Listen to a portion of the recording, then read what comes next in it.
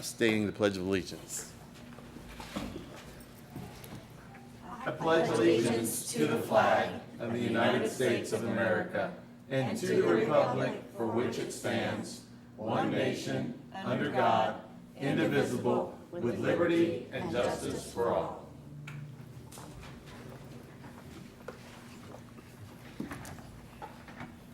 Next, will the clerk call the roll? Commissioner Hines? Here. Commissioner Grissom? Here. Commissioner Foat? Here. Commissioner Pearson? Here. Mayor Lee? Here. First on our agenda, the Chamber of Commerce is going to do a presentation of the Jan Mulder Award. Kathy Sherman, please come forward.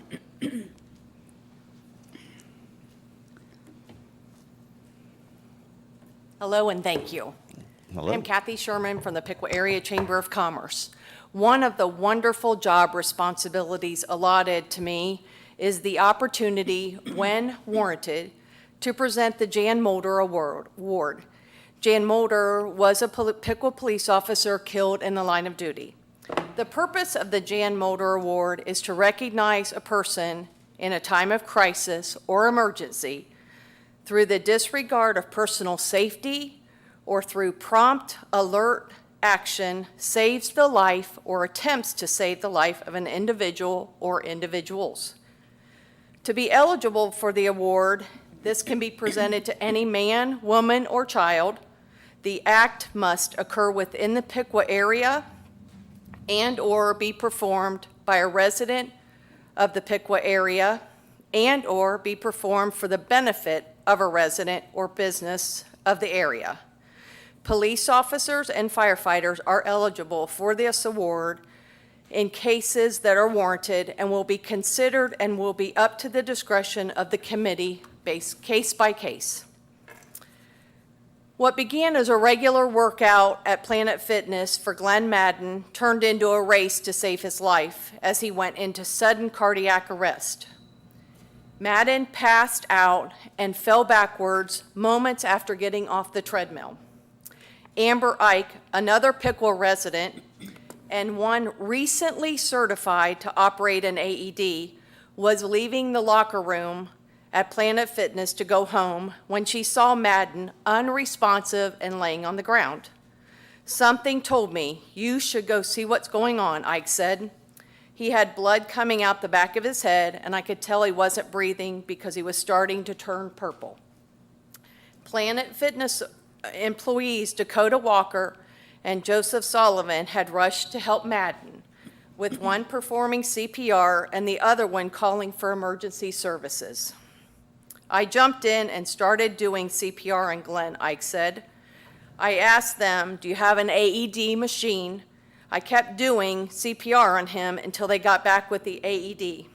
Ike shocked him once with the AED and kept performing CPR on Madden until he started breathing again. He took one big gasp of air," Ike said.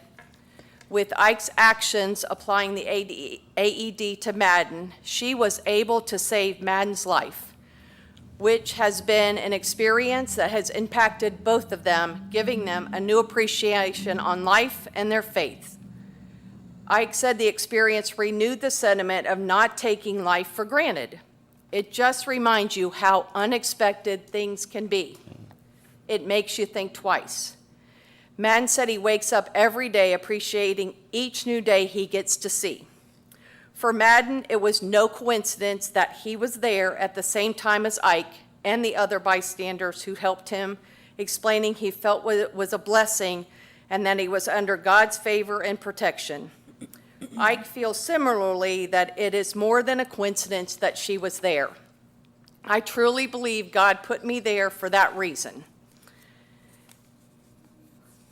Madden said he cannot, "I have a wife and a young son that I am sure that I want to be able to see my son grow up and enjoy living life. But I can't tell these folks thank you truly enough." For Ike, she says, "There's no thank you required." But tonight I'm going to ask Glenn Madden to come forward along with Amber Ike to present the Jan Mulder Citizenship Award. It reads, "Presented to Amber Ike for her heroism and spirit of self-sacrifice in placing the safety of others ahead of her own, from the Piqua Area Chamber of Commerce, September 7th, 2021. So Glenn, Amber.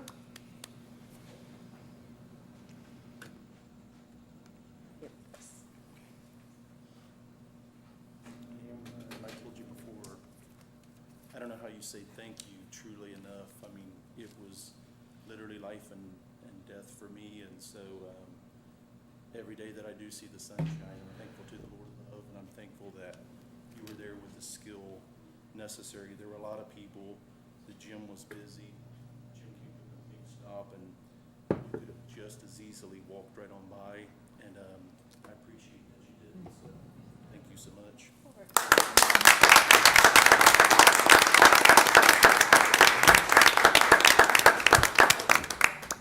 Thank you. City Commission, thank you very much. No, thank you. And, thank you to all involved. Thank you, Amber. I'm glad you're okay, sir. Yes, thank you. All right. Next on the agenda is the consent agenda. Okay, we have 2 items on the consent agenda this evening. We have approval of the minutes from the August 17th, 2021 regular Piqua City Commission meeting. We have resolution number R-76-21, a resolution of appreciation for the public service of Robert Jennings as a city employee. All right, let's do this. Mr. Jennings, come forward, sir.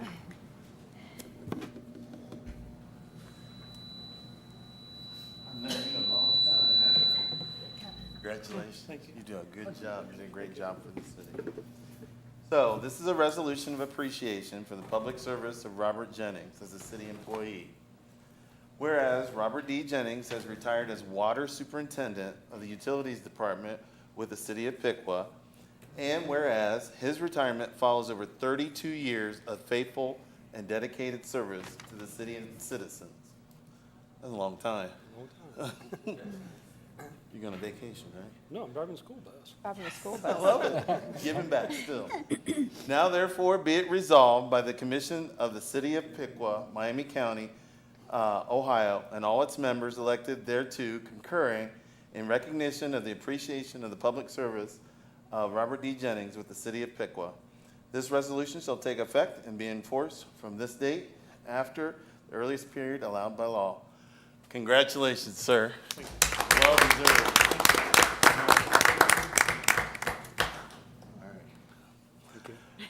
Driving the bus.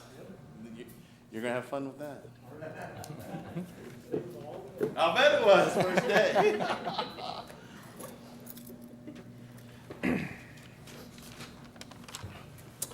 But it was a good first day from what I see. See all these pictures online of first day of school, and I think it's great. So, but thank you, Bob, for your service, your dedication, your willingness to give back to the city. So thank you. All right. With those 2 things in the consent agenda completed, I will seek a motion for the consent agenda. I move that we adopt the consent agenda. Second? Moved and seconded. All those in favor say aye. Aye. Opposed? Motion carried. Next on to old business with ordinance number O-3-21, a second reading. An ordinance repealing existing Chapter 33.03 and enacting a new Chapter 33.03 of the Piqua Code relating to employee holidays. Catherine Bogan, Human Resources Director, will present the staff report. Good evening, Commissioners. This is the second reading for this item. As you know, Congress, President Biden, and Governor DeWine have declared June 19th, Juneteenth, as an official federal holiday. A modification of Chapter 33 will allow the inclusion of this holiday for all employee groups, including the employees represented by collective bargaining.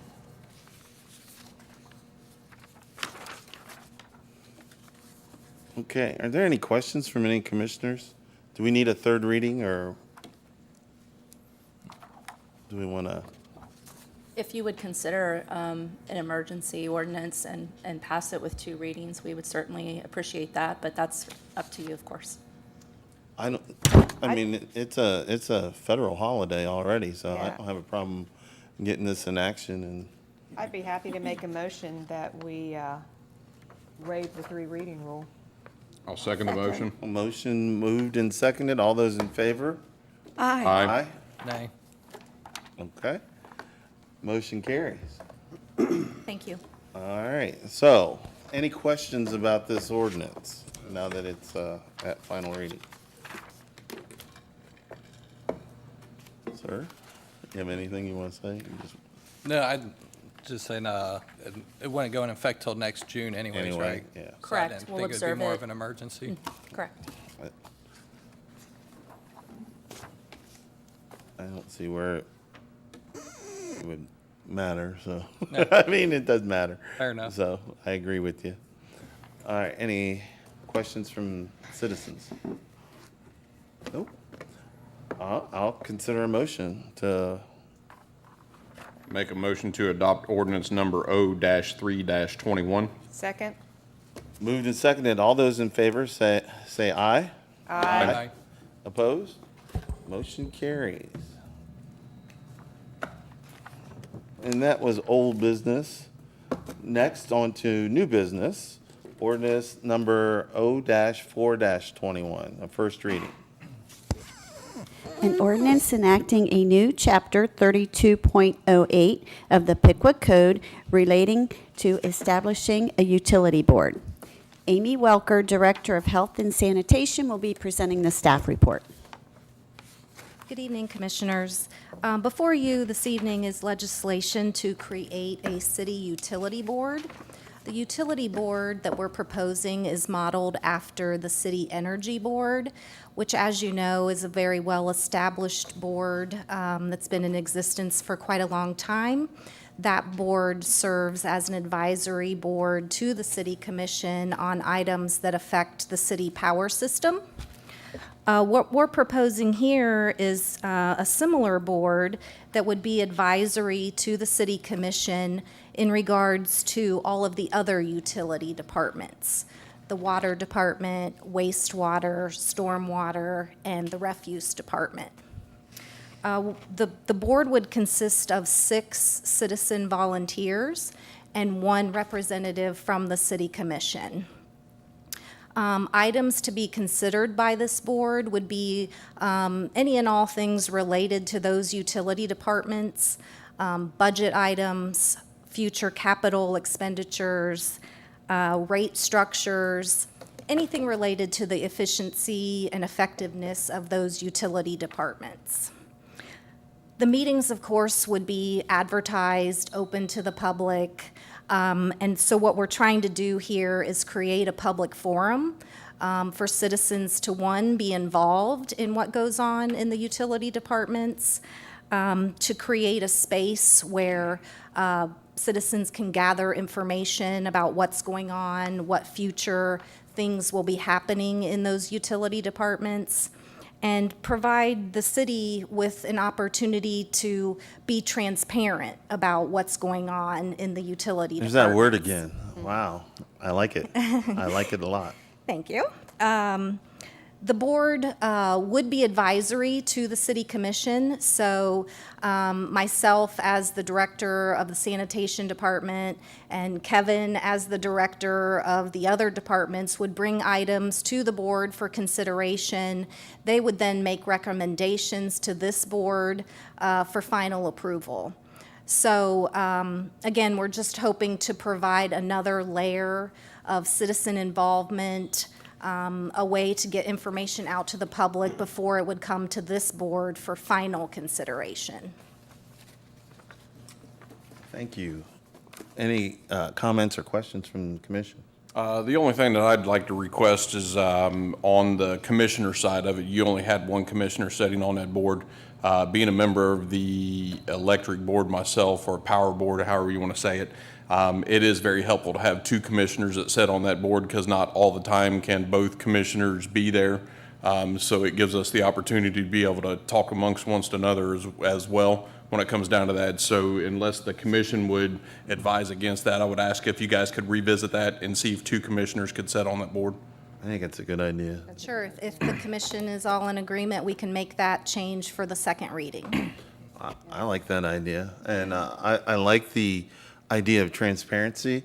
You, as well as all the commissioners and everybody in here, know that people have had questions about our utilities, the rate structure, the openness, not being able to see it online.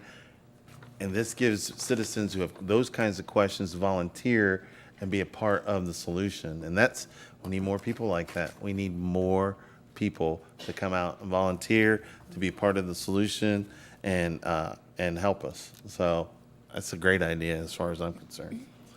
Any other comments from commissioners? Yeah, I would just agree that I think it's wonderful that we'll have citizen input on this and have them involved so they understand some of the history and some of the background as these decisions are made. Agreed. And their voice is at the table too. So I think this is great. Go ahead. Only question I got was, as a utility board, why was there the separation from the energy as well? I mean, was there any consideration on it being together? Because when I think utilities and, utility office, consider them all together. Right. I think the feedback that we received from the power system was that the energy board is such an established board, and there is some specialized knowledge that they kind of look for in their board members, where our board members, while we would hope they may have some specialized knowledge in the areas, our utilities aren't quite as complicated as power when you talk about kilowatt hour tax and all of those things. So we were hoping to provide an opportunity for maybe some citizens that don't have maybe that specialized knowledge in that area. I appreciate it. We almost always go over in our meetings, so adding into it would probably not be the wisest, but I was just curious, just from, the term utility, I wanted to clarify that. Sure. I appreciate that. Any comments from citizens?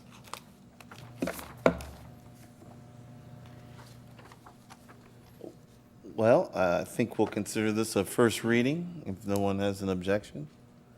No? Then let's move on to the next new business item. It's resolution number R-28-21, amended. A resolution authorizing continued wastewater biosolids to disposal at Cherokee Run Landfill in Bell Fountain, Republic Services. Kevin Craney, Director of Utilities, will present the staff report. Hello, Commission. I think it was probably about April, my first time up here talking to you guys. We extended this from the original $75,000 up to $150,000 for the year. We need to bump that up a little bit more to $180,000. We have slowed down our production greatly. We're at about $125,000 now, but to finish out the year, we're going to be really close to that $150,000 mark, and we want to make sure we got this amended before that happened. And some good news, we just went out to bid today on a different disposal method. There would be land application of the biosolids. We finally got some initial pricing from one of the vendors. We ran that against our data, and it's looking very promising that this will give us another option of disposing our biosolids going forward, which was one of our goals, was to have 2 options in case something falls through with one of them, so.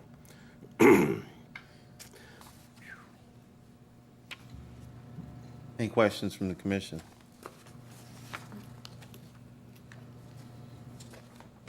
So let me get this right. We doubled what we were going to do, and then we have to raise it a little bit more. Well, if you remember from the first presentation, we did not press for 7 months last year. Yes. When the new plant went online. Exactly. So we had to get caught up for that 7 Sure. months, plus the 5 months of last year, plus a normal year this year. So Okay.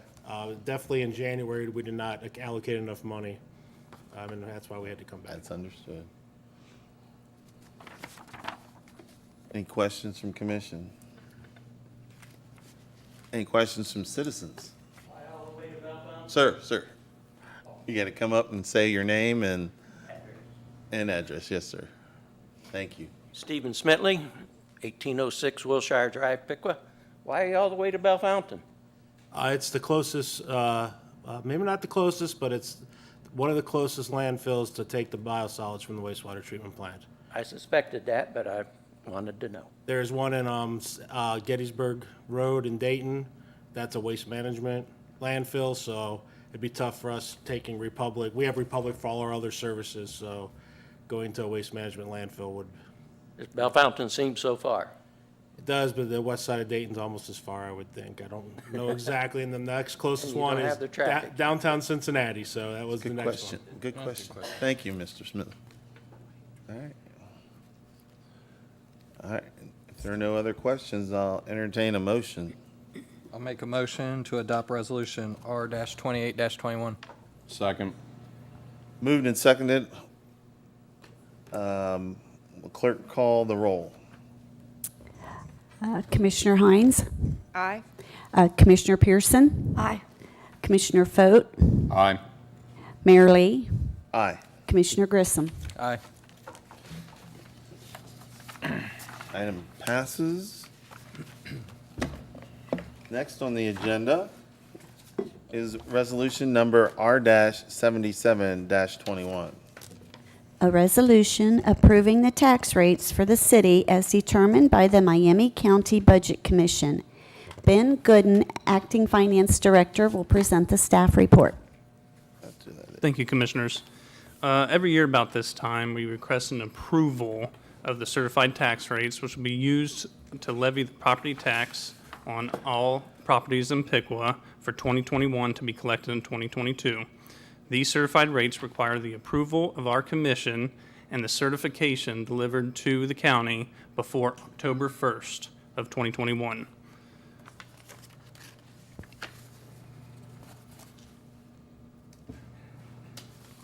Any increases in the numbers here? The percentages did not increase at all. Their projected revenue did increase just a little bit, actually a little over 17,000, based on property valuation. Any questions from the commission?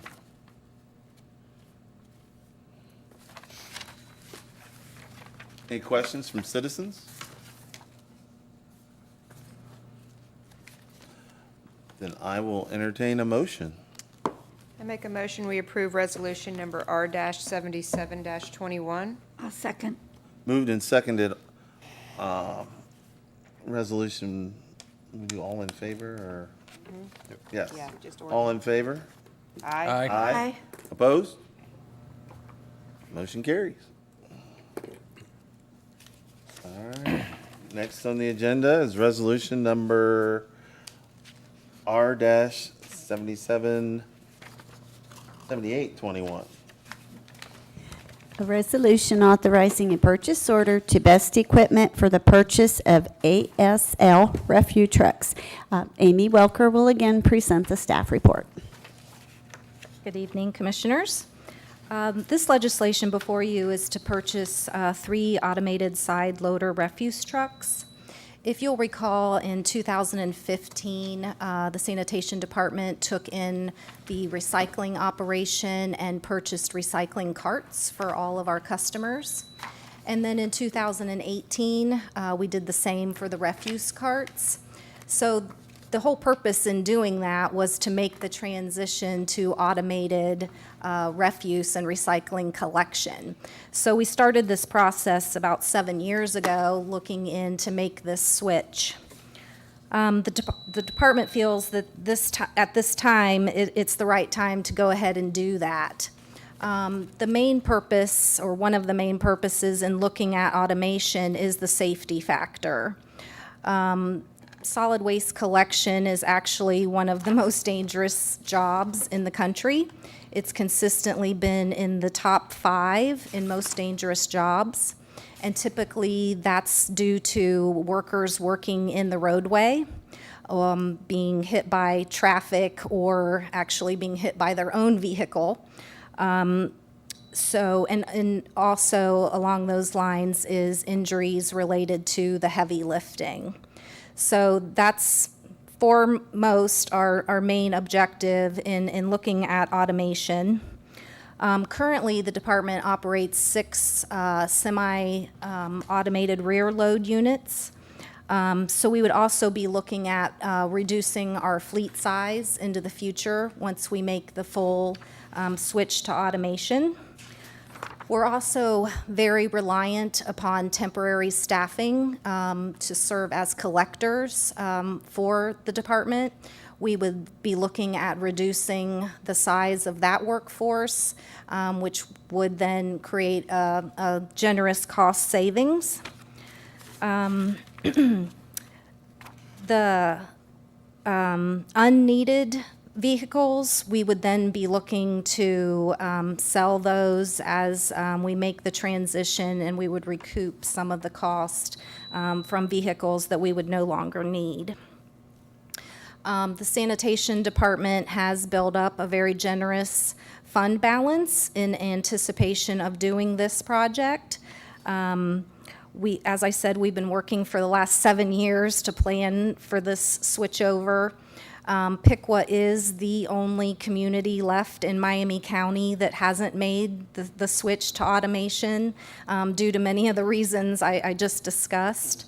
At this time, I'm sure you're aware that the availability of trucks of all shapes and sizes are in extremely short supply. So we did do a fair amount of research on different types of trucks, vendors, what's available, and we feel this was our best option at this time. There are 3 trucks that would be available for us to purchase in November. They'll be coming off of production. If we were not to purchase these 3 vehicles, we would have to wait until 2023 to get any of this switchover. So we did budget to purchase 1 vehicle this year with the thought that we would have 2 more on order that we would be able to get first quarter of next year. In light of the situation with that not being possible, we're asking to go ahead and purchase the 3 vehicles that would be available now. We do, like I said, have a very generous fund balance that we built up. We can support this purchase now rather than dividing it between this year and next year. What about educating the citizens as to the switchover? When is that going to take place? Yeah, so as soon as we find out that this would proceed, we would start our education campaign. We know that there'd be a fair amount of education that we would have to do with the citizens. Just setting the carts out correctly is going to be an issue, where to set the carts.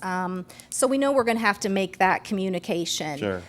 We also know that it's going to take some time for our staff to be trained on the use of the new vehicles.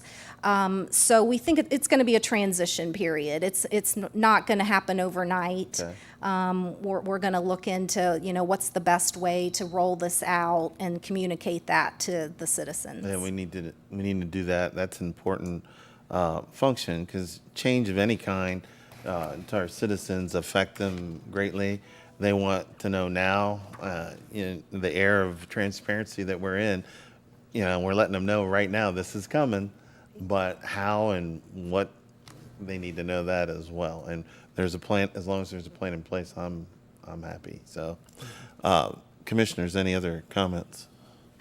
I have a couple. What's the age of our current vehicles? Our oldest vehicle is a 2013, I believe. And then we have all the way up to a 2018. So they're in that time frame. We'd be looking to replace the oldest vehicle, whether we were doing this side loaders or not. It's due to be replaced. And then, so my area, Ward 4, is a lot of alleys, tight, narrow streets. Are these new vehicles going to be bigger than the current ones? They are a little bit bigger. We already are looking at what alleys can we potentially move out of, what alleys would we need to stay in due to, various reasons, there might be some places that we can't move out of the alleys. So we would still be running a rear load route as well, still collecting in some alleys, and then doing our bulk collection as well. Okay. And that's what I was going to ask, because a lot of my area is on-street parking. I don't know where they'd put the alley. And I know Commissioner Folk had mentioned, like, a lot of the trucks now tear up the alleys that aren't made for those workloads. So is there any future plans for those with the alleys, or are you still going to have to do rear loading in those?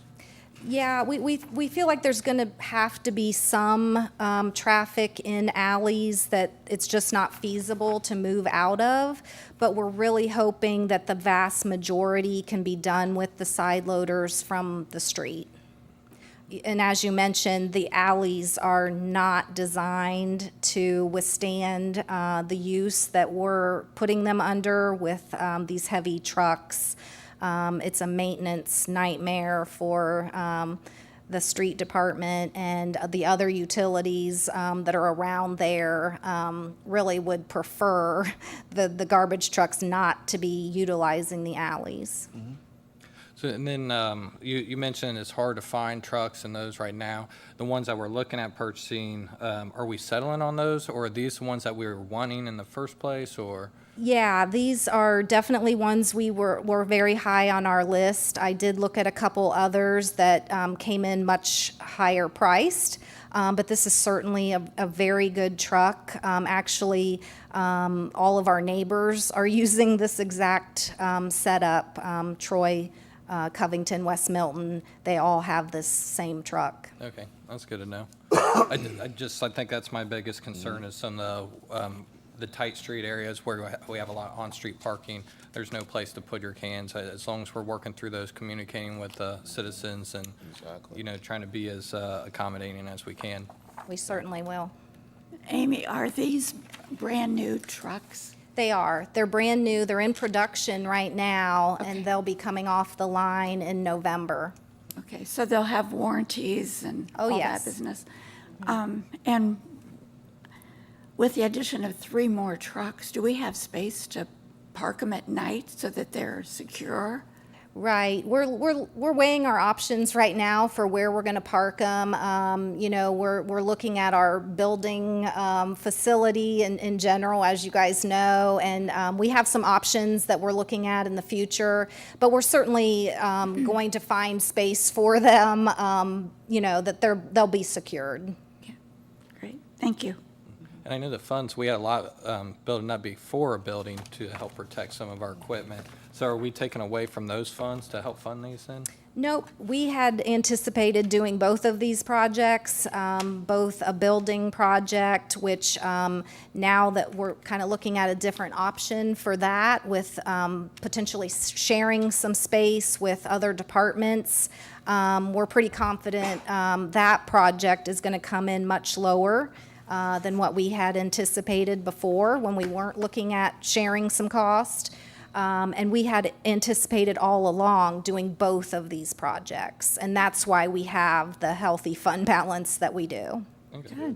So an overall increased safety, potential reduce in overhead expenses, and then also reduce expense on the building itself. We should actually come out ahead on this, even though it's an upfront We'll get money back expense from now. some of the vehicles that we sell as well. Right, absolutely. We're hoping that this is going to be a very efficient process, and going into the future, we hope we'll continue to have a good fund balance and be able to operate the department in the best possible way. I know our rear loaders get used and abused now. Is the useful life on these new ones longer, or? It kind of depends. They do require more maintenance because of the mechanics involved. So, it's going to be up to us to really make sure that we're doing our preventative maintenance, taking care of them. I think the communities around us that have utilized them are seeing a good 7 to 10 year use out of them. It's just, just kind of depends on how you use them and how you take care of them. Okay. Thank you. You're welcome. Is the load capacity any different on these compared to the rear load? It's actually more. They're a little bit bigger in terms of capacity. So that's another thing that we're hoping will be more efficient, less trips potentially to the transfer station. So the less miles we put on them, the better. So with looking at the platform picture that's in the agenda here, is this more of a recycling truck than it is a refuge truck where it'd be picking trash up, or? All three trucks are the same, Yep. and we would be utilizing them for both trash and recycling. Okay.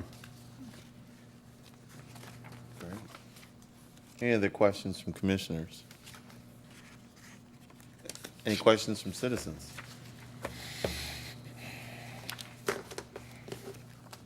I will ask for a motion then. Excuse me. I'll make a motion to adopt resolution R-78-21. Second. Moved and seconded. All those in favor say aye. Aye. Aye. Opposed? Motion carried. Next on the agenda is resolution number R-79-21. A resolution authorizing a purchase order to Best Equipment for the purchase of a 2021 load assist grapple truck for the Public Works Department. Good evening. After demoing and looking at multiple load assist grapple trucks, we would like to purchase a 2021 load assist grapple truck from Best Equipment. This truck is competitively bid through the Sourcewell purchasing program that we are a part of. This truck that we're looking at is a demo vehicle that has been discounted from $197,336.70 to what we would potentially purchase it for at $173,376.82. The truck will have a full factory warranty from the date of delivery and a full hydraulic warranty on the body and the vehicle as well. We will use this equipment for storm cleanup, tree and brush removal, in our parks and on our bike trail. The Sanitation Department will also utilize this vehicle to assist with picking up bulk items, so we no longer have to run bulk items through the packer trucks. It is hard on those cylinders when we run bulk products through through the packer system on those trucks. You'll see the life expectancy of those trucks last a lot longer, and you'll see the return on value when we go to resell those trucks. You will see that increase by us just picking up those materials and being able to pick up bulk, heavier materials with a vehicle like this would be a lot better for us in the long run. This is something that we have looked at a vehicle like this for several years. We're really looking at purchasing this at a further point, but as Amy stated, due to the difficulty and what it's going to be like getting vehicles and equipment over the next couple years, this vehicle came available. They are ready to sell it now, and it was a demo vehicle. It has about 1,100 miles on it, so it's only been driven locally for demos. And again, it will carry a full factory warranty with this. Even though we are purchasing this out of the 101 fund, we will be looking to recover cost due to operation, who's using it, the vehicle. We will recover some cost from the Health and Sanitation Department along with the Parks Department as they use the vehicle. FEMA has a nice platform set up for cost recovery for vehicles, and we will use that platform as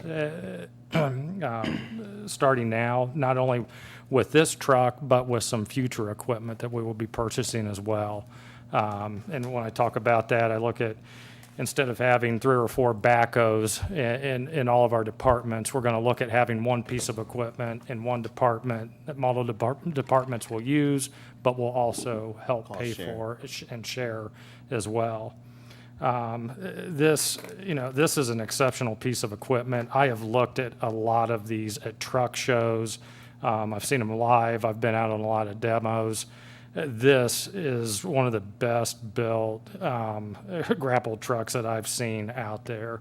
We're not just looking at this because it's at a discounted rate. I really believe this is a very well-built piece of equipment, and it will benefit this community tremendously. Not just now, but when we go to resell these vehicles, you will start to see that we will start to get a lot more money out of our vehicles because they won't have the wear and tear on them that we currently see right now. The bed on this truck, just in comparative, the beds on our dump trucks, when we go out for storm cleanup, they're 10 feet long. The bed on this truck is 24 feet long. This bed will hold 30 yards of material. Ours hold between 8 and 10 yards of material. So when I go out and clean up a tree, I'm typically taking 5 employees out there based on the size of the tree. I'm taking 2 or 3 dump trucks. I'm taking a backhoe. I'm normally out there as well, helping watch that process. As you clean a tree up, it's on the ground. As you start cutting on it, it moves, it shifts, and you've got to be real careful. You're making 30, 40 cuts on that tree. Having this truck, we could take a full-size tree, cut it in 3 or 4 pieces, set it in pick this tree up. This will pick up to 7,000 pounds, almost an entire tree. And we could put this in 4 sections in the back of the truck in less than half the time that we do the work right now in an emergency storm cleanup. And the last cleanup, we were out for 4.5 hours. Had I had this truck, and we tested this, because I set this tree off to the side after we cleaned it up, I could have picked that whole tree up, still had space left in the truck, and done it in less than half the time that we were out there on the road. So, yes, it is an expensive piece of equipment, but not only will it save us time and money in the long run, but when you look at, back injuries with our employees and what we pick up and picking these bulk items up, we're picking couches up, we're picking large, heavy items up out on our refuse routes. This machine will do that. Our guys won't have to touch that equipment. This also has a side loading bucket on it. So as we're cleaning material up, if we have something smaller, you're cleaning up brush at the end of the job, it's at waist height, so you don't have to throw it up and over the top of something. You can throw it right into that bucket, whether it's manually or whether it's with another small piece of equipment. It'll dump that into the truck as well. I think this is a great purchase to look at. Again, we did not budget for this year. However, we do have the funding to support this. Okay. Any questions from commissioners? So you talked about downsizing equipment in the pool that we already have. What would be your anticipated date to start downsizing the back of the loaders that we have? Because, we're in front of us tonight. I mean, we got quite a bit of money that's sitting here in vehicles. And if we're going to talk about downsizing our departments and our equipment, I don't want this thing to come into our possession and 3 years down the road, we still got the same amount of loaders that are set in stock with us because we didn't make a move on that. I guess I got to look at, progression for the citizens. When they hear that, we have to make that commitment and follow through with it. So what would be your anticipated date to start downloading some of that equipment that would be overkill with the purchase of this truck? Yes, sir. We've already started that process, and we'll be selling some. We're having a fall sale here in October where we will be selling some equipment. We will also be selling some equipment next year as we look to purchase new equipment as well. So that process is taking place. Thank you. Yes, sir. Go ahead, Chris. You mentioned a 24-foot bed, where currently we have a 10-foot bed. Yes, sir. So kind of the same question, is that going to be able to make it down streets and be able to help? Because you said it can pick up bulk items, so things that we're currently throwing in, like the refuse trucks, or you said what'd you say, you load them up now on just the back of a truck? Yeah, so, the bulk items that we're picking up right now are getting loaded into the back of a refuse truck, and then they have to be packed in the back. Over time, that wears those cylinders out, sooner than what the normal lifespan is on those cylinders. We will be able to get this truck down, even our narrowest street at 11 feet with cars parked on both sides. You could get this truck down there and set it up and pick something up. Obviously, you're not going to be able to do it if there's cars parked, back to back. And that'll be part of re-educating citizens when we go out to pick up bulk products, where to set those products and where we can pick those products up at now. That's a great idea. Yeah. So that's nice, because I know that's a lot of concerns I get is trying to get rid of their bulk items. Yes. I know they have 3 now that they can give, but sometimes are they picked up in a timely manner or easy? So this would help with that. And then you also said even like brush and some other items potentially on that level. So you have Yes. some that want to get rid of and clean up their property, but some of these large items are hard for them to dispose. They might have that opportunity. That would be a potential, yes. Okay. All right. Any questions from the citizens? I have one. Go right ahead. So it looks like, are we going to have a centralized truck area where, or are these trucks going to be parked at different sites? Yes, eventually, yeah, these will be parked at one site for right now and in the future as well. be shared? We will be sharing a Sharing, facility okay. eventually, so all of our vehicles, not only are we going to be sharing our vehicles, we're going to be sharing our staff. It's going to help both of us out as we have employees off. There are a lot of times that we have helped Amy out at times when she's been short refuse drivers. My guys don't know the routes, but we can figure it out pretty quickly. And we've been able to go out and do that. And it'll be an opportunity for our employees as well to cross-train. It'll give them other opportunities to advance if they choose to and want to. And it will help us out as a city and give us the personnel that we need so that we don't get behind on something like refuse pickup. We know how important that is. It's not good if it ends up piling up out there. So we want to make sure that that does get picked up on a daily and weekly basis. Thank you. Yes. I will entertain a motion then. I'll make a motion to adopt resolution R-79-21. Second. Moved and seconded. All those in favor say aye. Aye. Opposed? Motion carries. The last one for the night is resolution number R-80-21. A resolution authorizing a purchase order to Palmer Truck Kenworth of Dayton for the purchase of a 2022 Kenworth T280 plow truck for the Public Works Department. Brian Brookhart will be presenting the staff report. Thank you.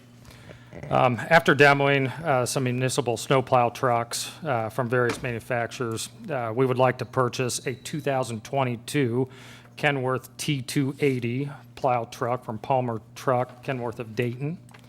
The plow truck is competitively bid through the Sourcewell purchasing program as well.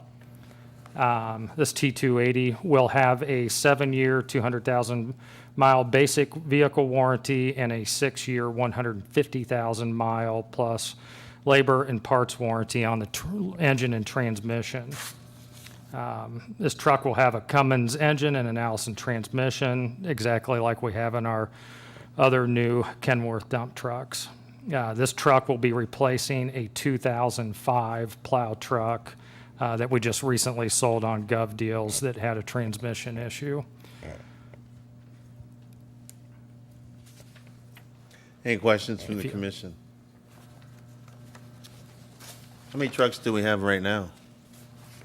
We currently have 7 trucks that are reliable, that we use on a regular basis. And they're part of the transition, so we're gonna get rid of some of the older ones to, Yes, and by next year, I hope to have all of the old ones out of the fleet and how old's everything. the oldest?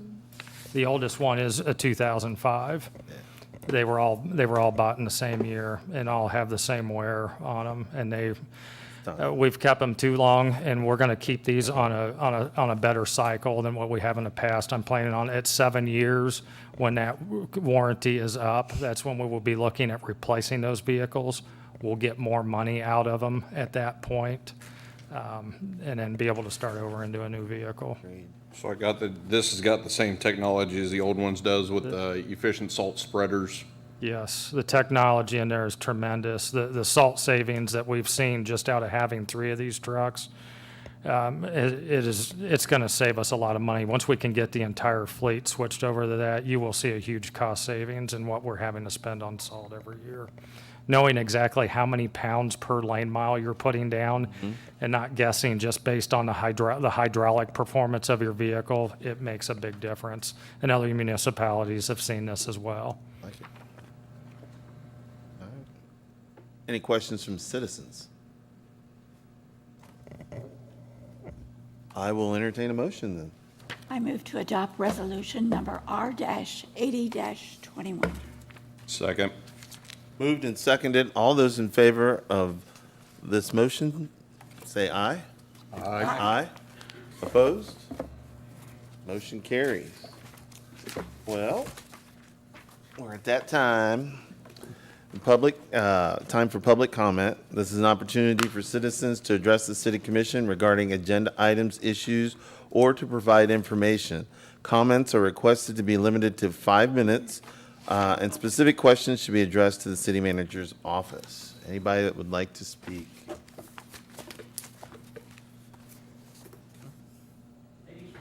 Ladies first, that's right. What a gentleman. Short, so I'm going to pull this No, down. you're not that short. Hi, my name is Tanya Blair. Yes. I own Leading Stars Realty, 1121 West Water Street here in Piqua. I'm also the Midwestern Ohio Association of Realtors current president. The reason I'm here is we had heard a rumor. I don't know if it's true or not, so I'm kind of trying to ask, and maybe I should have directed it to the city manager. Go ahead. But point of sale inspections for sales and/or rentals, is this something that you guys are considering adopting? Good evening, ma'am. Yeah, and I did get your phone call, just did not have an opportunity to call you back before the meeting. So what we're looking at doing is setting up a rental inspection program, which would be either annual or biannual. We're still working through some of the details on that. And essentially, it's an inspection program to protect the tenants, and having the city be able to enter the premise and go through all the systems, check for structural integrity, and things of that nature. And it's more comprehensive than just our current maintenance code, which is dealing with the outside of the structure. So as we move forward over the fall, we'll be having some more information that comes out about that. I'd be happy, I have your phone number, I'd be happy to set you up and we could sit down and talk about that and make sure that you understand where we're going with it. I have a 55-page report that Ohio Realtors did. I'd be glad to send that to you. They believe this is bad for our communities. They don't believe it is a good thing. Oakwood has voted it down, Kettering has voted it down. It has been all over in the whole not United States, but I'm sure it's in other places in the United States. But here in Ohio, up north, it's being fought daily. It's a daily battle with realtors, and Yeah, this isn't a point of sale, so this would not be an I inspection get it, but through it's that. still, yeah. the rental, if you can't do it just halfway, you have to do it all around the board. So that is a very, I have lots of Yep. points, we can talk about Tanya, I this would like further. for your input, Yep. make sure you contact him and get your input as to what I you will give him think. my card before I Yes, leave here today. He'll please have all my do. info. And like I said, I think you got a phone call from Beth Wainless, and she is from Ohio Realtors, so, Correct, that's who called me, thank you. yes. Tanya, Thank thank you you. very much. Appreciate your time. Thanks. Mr. Smitley? Yes, sir. Say your name again and address. Stephen Smitley, 1806 Wilshire Drive in Piqua. Yes, sir. I've come to encourage you, exhort you, whatever I can, to deny DORA. When it comes up for a vote, I just, Don't like it, huh? more than that, Okay, let's hear it. stronger than that, I don't, Okay. and not caring for it. I really believe that it will be detrimental to our community, hence I am opposed to it. I think it'll affect too many people. In August of this year, National Institute for Alcohol and Alcoholism published a study that they had done, and during the pandemic, for one of the things, I'm not going to cite everything, one of the things from April to November of 2020, women with children under age of 5 in their homes increased alcohol consumption 323%. And there's other such things, and you could say, well, what's that got to do with DORA? Caroline Barbosa, health economist, who was a part of this study, doing this study. And then she writes, policymakers should be prepared to respond to the public health consequences of such a sudden, sustained increase in alcohol consumption. I would also encourage them to consider lessons learned from the pandemic. For example, relaxing regulations during the pandemic to allow curbside pickup and extending privileges for home alcohol deliveries may have contributed to increased consumption. And now some of these relaxed regulations are being permanently adopted. Our study shows that people didn't just increase their alcohol consumption for a month or two at the beginning of the pandemic. The trend held for nearly the entire year. Probably most of you drink, I don't. Alcoholism, as you know, gone too far. Well, alcoholism, not alcohol, but alcoholism is detrimental to families, the spouses, if there are children involved, children there. Per this report, I believe our alcohol consumption in our community will increase, which our bars would love and I would hate. And I think that the fallout will not be temporary, but permanent, as this study indicated. And if I could cajole you, I would.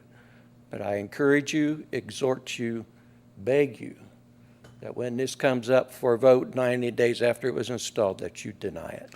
Can you send us a copy of the study that you're referencing? I Send would it have. to our email. Or is there a I've link? already deleted that email. I would have to copy it, the copy that I have, and send it to you. If there's, just send us the title of the study and I'll look for it. Okay. Okay? I'll have to do it by snail mail, is what I'm saying. Oh, you don't have an email? I do, but I Yeah. don't have this material. No, I don't need the material. I just want you to send me the title of the Study. the study I got you. through email, and I Okay. will look it up. Okay? I know this is important to you. Yes, it There's is. very strong feelings on it. We've talked before. The last time, oh, Yes, yeah, sir. 2 times ago, yeah. We have. I got to make a note, Appreciate less it. likely to forget, Yes, sir. less likely. I understand that. You like me. Yes, I do like you. Oh, what a good guy. I appreciate you.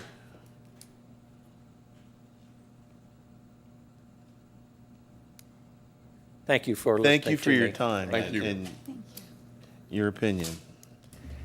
Anyone else for public comment?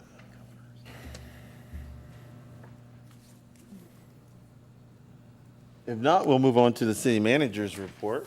Good evening, Mayor and Commission. This evening, I'm going to start with Brian Brookhart. He's going to do a quick presentation on some of our pavement maintenance and pavement preservation that we're going to be doing. It's new to the city, so go ahead, Brian. Thank you. Thank you. As you know, we are looking at doing some new pavement prevention measures, and one thing that we're doing here this year is we're going to do a chip and seal and a fog seal on Anderson Street and Lake Street. That's going to take place in the next week or so, probably looking at about the 20th of this month. The contractor's looking at coming in and providing that service. About 3 weeks ago, we sent out some information to residents, provide that the engineering department, Amy Havener, Kenton Kaiser were gracious enough to put a little question and answer format together just so people would understand exactly, since they haven't seen this before, what are we doing? How's it going to affect you? How soon can I drive on this? I'll leave this with you. I made a copy for each of you, and I'll leave this with you so you have this information as well. But explaining what the chip seal and fog seal is, how it will help extend the service life of our roadways, and that it's a cheaper preventative measure compared to a mill and fill on a roadway. I put a couple clips together of a couple YouTube videos that show exactly what a chip and seal is from beginning to end, and then what a fog seal is and what it looks like at the end of the process. At the end of the day, the asphalt, it'll look black, it'll look new. It's just it'll have just a little different feel. It'll still have a smooth ride. So I'll play these two clips. The first one we'll look at here is a chip and seal. It should have some volume with it, but if it doesn't, I will talk through it.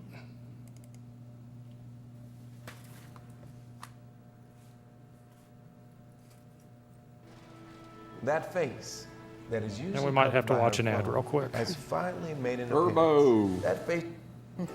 After repairing potholes, workers sweep the road clear of debris. Then, an asphalt distributor truck shoots one lane at a time with hot liquid asphalt between 140 and 180 degrees Fahrenheit. Immediately after the liquid asphalt application, the chip spreader follows to embed the chips in place quickly while the asphalt is fluid. Next, rubber tire rollers make 2 to 4 passes over the rock chips to set the rock into the oil. After completion of the first lane, they proceed to the second lane with the same treatment. Within a week of this application, a sweeper comes through to clear the area of excess rock and dust. Later, a thin fog coat of oil seals the new surface in place, reducing dust and securing the rocks. This adds life to the chip-sealed surface. Motorists can drive on a newly chip-sealed surface within minutes and on a newly fog-sealed surface within a half hour. Within weeks of the fog coat, crews come through to paint stripes on streets and crosswalks, creating the look and feel of a brand new roadway at a fraction of the cost. The chip seal process is continually reviewed, then revised and updated according to input from the public and as innovations and new products become available. So that was just a quick example of what this will look like as they're coming through and doing this process. Again, they come in and they clean the street off first, and it's a pretty quick process once they get started on it. They go down through there and they put a liquid emulsion on it. It is hot. It goes down between 140 and 180 degrees. Right after they lay that emulsion, they come through with a real small chip stone and they go over the top of that. After they put the stone down, they come over with a rubber roller and they go over that 2 or 3 times to push that stone down into that emulsion. Now, it can be driven on immediately after that is set. It's better to keep local traffic off of it as long as possible that first day. So we'll try to keep the roadway closed between 7 and 5 o'clock. But we informed residents that live up and down through there. There's parking available right up at Upper Fountain Park that's not too far away from their residence. And if there's anyone elderly that cannot make that walk back and forth, we will get them in and out of their residence. They can make arrangements with us. I've already spoke with one resident that lives up there and told her that if she would need in and out of there for any kind of an appointment while this is going on, we will accommodate that. And the contractor is aware of that as well as we're going through this process. How many miles do you plan on doing? This is less than a mile of roadway. We wanted to do this on a side street since this is the first time that anyone has seen this process, to get some feedback from everybody, what they think about the process. Do they like the process? It should extend the service life of the roadway between 5 and 6 years before something additional would need to be done with a roadway. I think it'll be a good process moving forward. You see this a lot out on county roads. Also, ODOT uses this process as well. They typically, you can follow through the next day with a fog seal if that has set. A lot of times they'll want to do that a day or two afterwards or even up to a week afterwards. Due to the weather pushing the contractor back this year, we were planning on having this done in late July or August. They've been pushed back on all their projects and plan on doing the chip and seal on the 20th, and then hopefully later in the week they'll be back as they're working on some other local projects. They'll come back and do the fog seal a few days later. After when the fog seal's put on, it needs to set just a little bit longer. It takes a half hour to an hour for that to cure. Then residential traffic can get back on the roadway after that.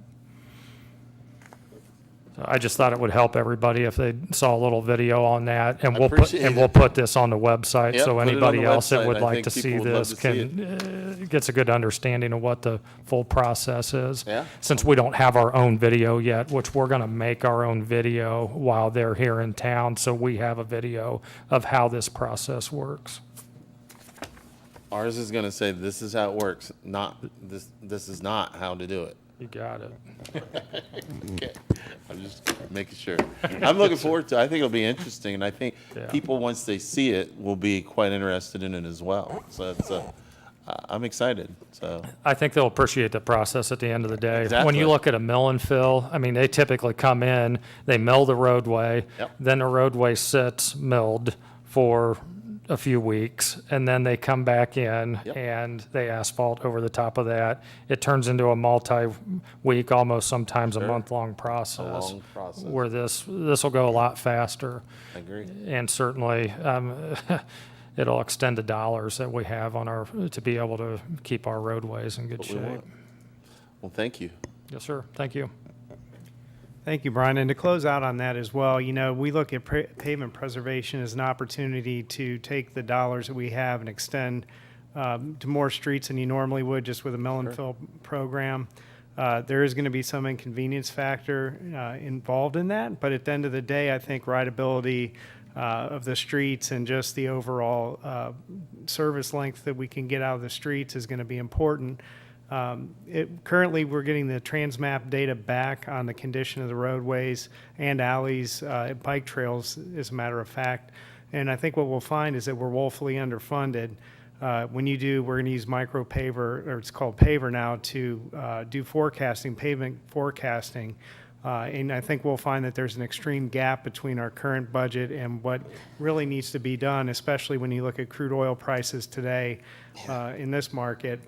There's going to be a substantial delta. So having projects like this that look at alternatives so that we can spread that out and that more residents are getting something in front of their house.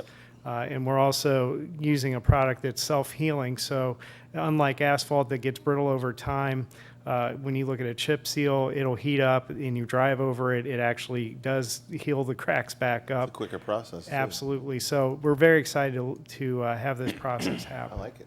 I do. And the Durapatcher that we just purchased, which is getting delivered later this week, we'll be able to take that out there and repair these roadways if they need to be repaired. It's the same kind of process. It's running emulsion and that same type of stone through there. So I think you'll see a lot better, better longevity out of the roadways and by using these processes. All right, thank you. Thank you, Brian. So after that discussion, I thought it'd be good to just give you a quick update on our interim net income tax collections year to date. The increase is about 16.36%. And while that sounds incredible, an extra $1.2 million of income tax revenue collected to date compared to this time last year, I think it's really important for us to focus on the commodities market. And we talked about some of the truck purchases and the increases of it, not only availability, but also the increased price based on the manufacturing. And I wanted to follow up just with some of what those look like. And off of the commodity price index, the industrial inputs, which is basically all the materials that you use for manufacturing items, is up 61.39% year to date. Or over this time last year, I apologize. Diesel is up 71.5%, and gas, unleaded gasoline's up 85% compared to this time last year.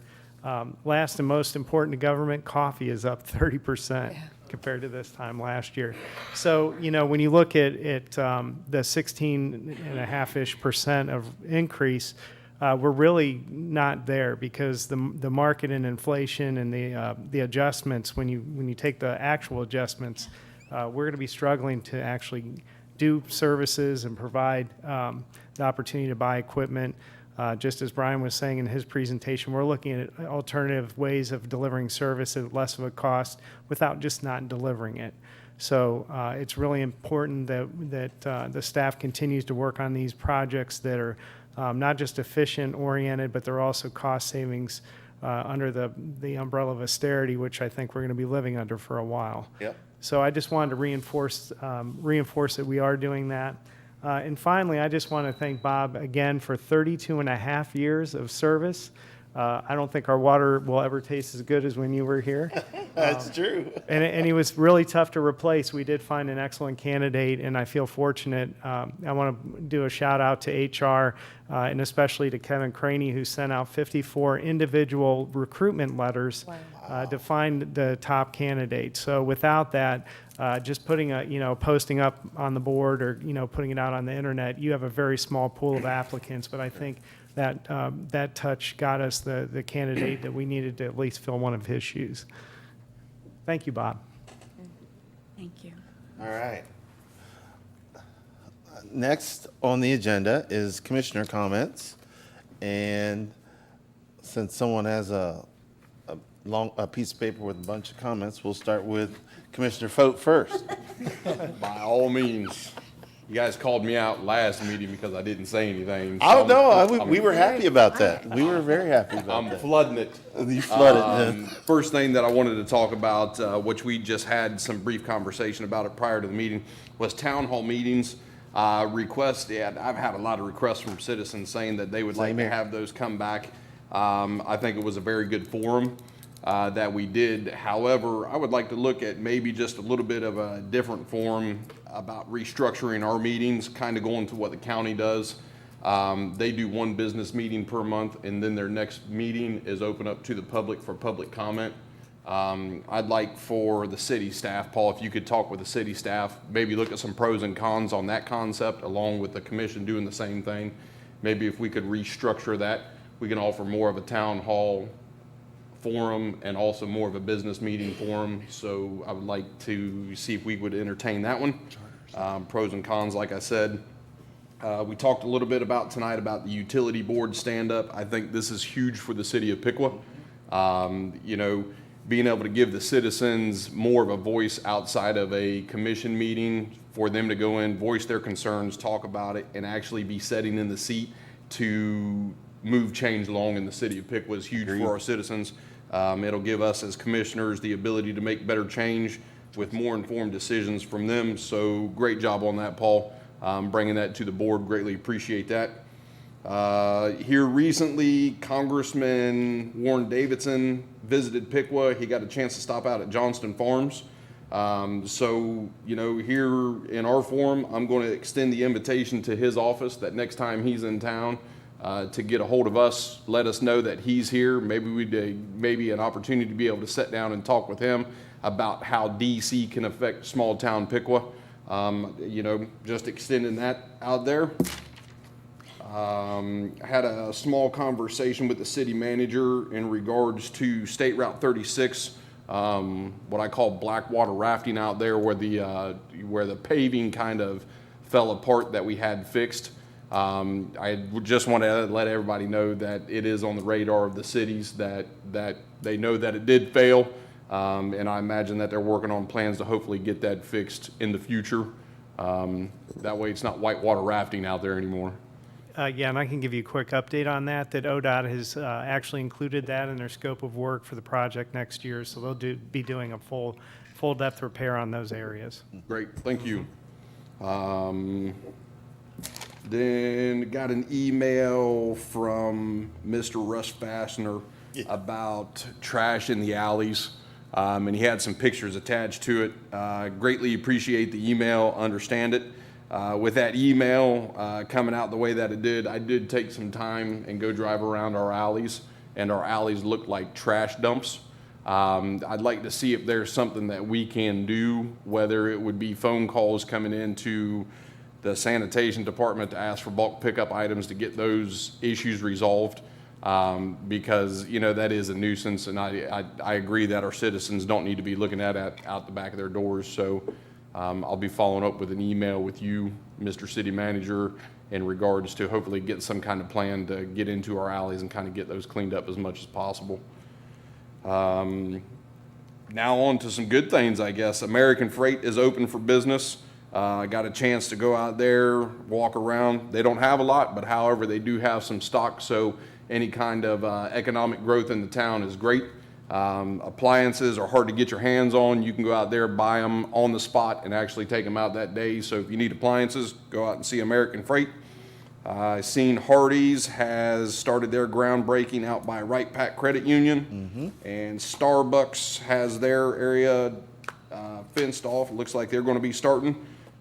So another good shout out to economic development and always going out and trying to grab businesses to bring them into our community. Great job on that. Next thing, property cleanup. If you see your neighbors are struggling with keeping their property kind of groomed and it's overgrown, a little bit of help goes a long way in our community. So reach out to your neighbors, see if they need some help. They may not have the means to do it.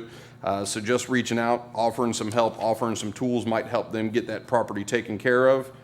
I want to congratulate Bob Jennings for 32 years of service. That's nothing to bat your eye at all. 32 years of service to one job is absolutely awesome. I greatly appreciate your time and service to the city of Piqua.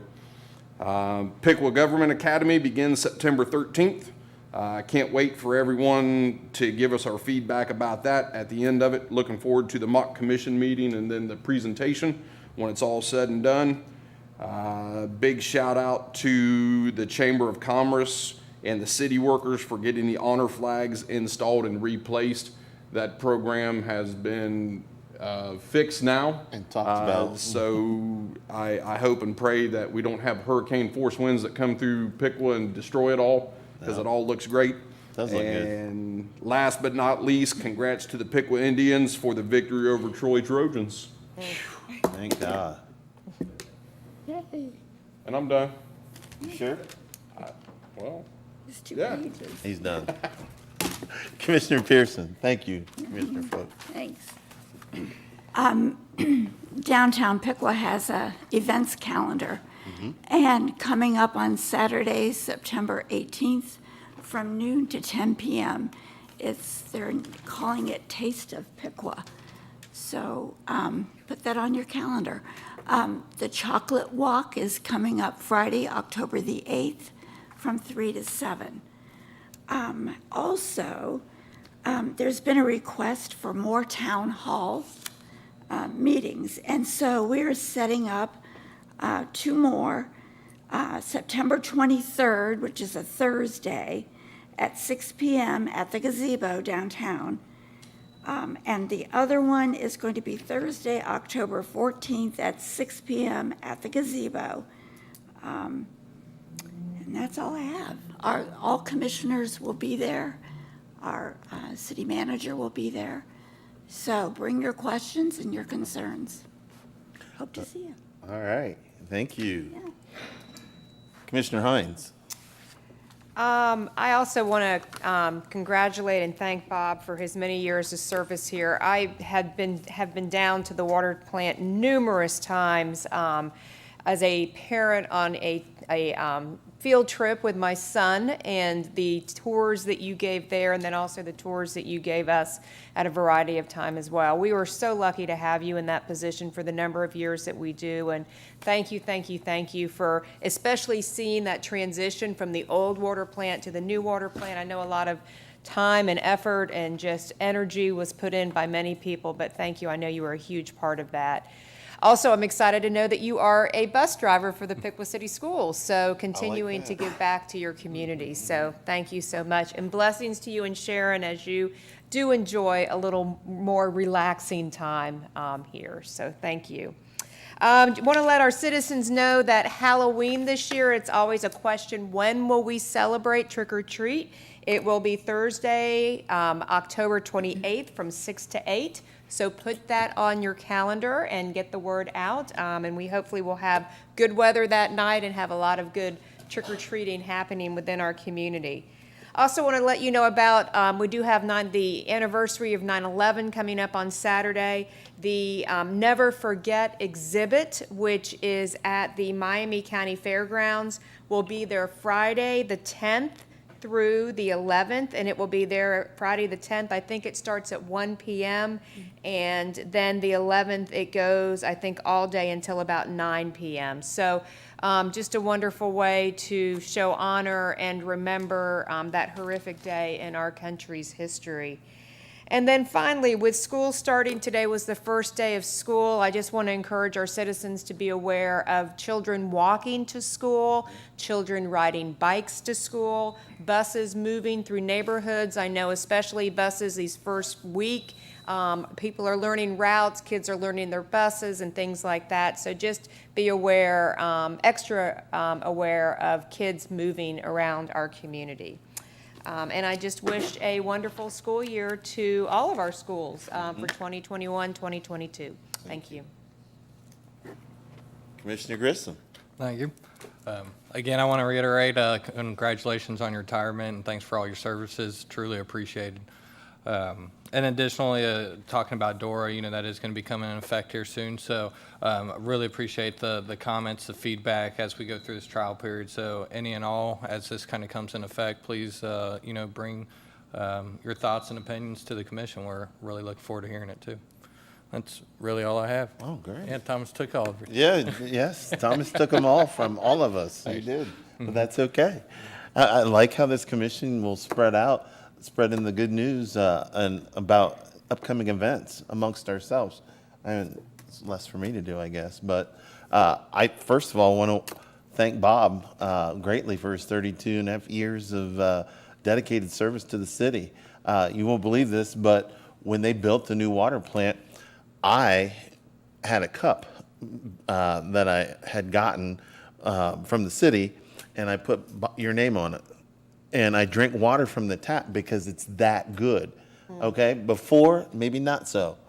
I had filters and filtered water, but now I have Bob water at the house. And so you will always be remembered at my house, because my kids think I'm crazy because they like getting bottled water, and I said, I'm not spending money on that. Our water is some of the best water in the state. And you had a lot to do with that. And I do appreciate what you've done and what you're going to do for the citizens of Piqua. I truly believe in service. You've done that. And I thank you very much for all you've done. So, job well done, and keep doing that. So thank you. I'm trying to think. Oh, there was a Titanic struggle Saturday night that was very wet. Commissioner Hines, your son made the front page of the paper drenched. He looked great, but he had a big smile on his face. And the Piqua Indians fought the Troy Trojans, and I had a bet. I don't encourage betting, and I don't do it for money, but I did bet the mayor of Troy that if she would win, I would wear a Troy Trojans shirt, and if I won, then she has to wear a Piqua Indians shirt. Well, I knew how good I said it weeks ago, how good our football team was, and I have every bit of confidence that they'll continue winning.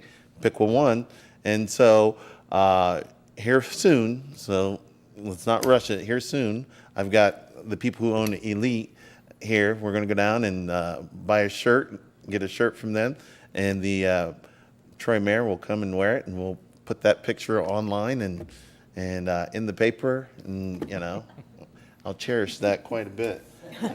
So I'll rub that in a bit. So, but no, our Piqua Indians are a very, very good football team, and just keep supporting them. The Taste of Piqua that's coming up, look forward to going to that. There's going to be a lot of good stuff going on down there, and I'm really looking forward to hearing more from citizens about the utility board that we're creating, because we want the input. We want people involved. It's all about transparency, folks. It's all about getting involved and having your voice heard. And we need more people to come out and say what it is that they want. Like, I don't know how many, do we have enough people on the diversity committee yet? How many, short one or two? Since last, we have had no new applications since I last reported, so I don't know where the count is. Okay, I think we need one or two more. So Get involved, folks. We want you to be involved. It's your city. We're your representatives, and we're wanting to be your voice. So with that said, I have nothing further because Thomas, I'll blame Thomas. He took it all. No, I'm joking. No, we all took it all. So I'll entertain a motion to adjourn. I move that we adjourn this meeting. Second. Moved and seconded. We are adjourned.